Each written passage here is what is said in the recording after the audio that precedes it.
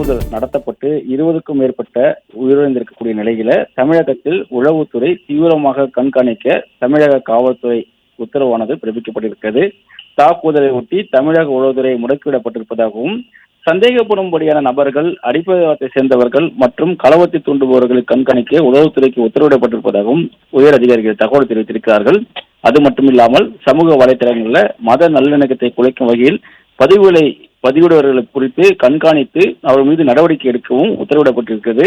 தேவைப்பட்டால் அசம்பாவிதங்களை தடுக்க கூடுதலான முன்னெச்சரிக்கை நடவடிக்கைகளை எடுக்கவும் உத்தரவிடப்பட்டிருக்கிறது.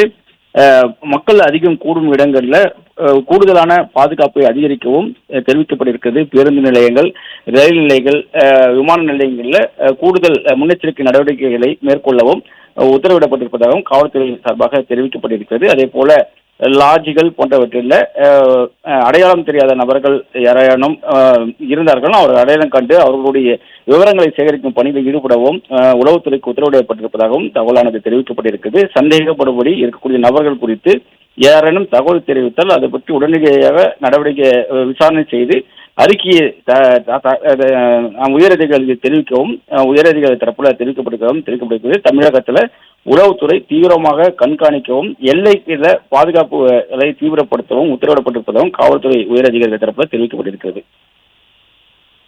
பிளே ஸ்டோர் மற்றும் ஆப் ஸ்டோரில் இருந்து பாலிமர் செயலியை QR கோடு மூலம் பதிவிறக்கம் செய்யுங்கள். செய்திகளை உடனுக்குடன் பெறுங்கள்.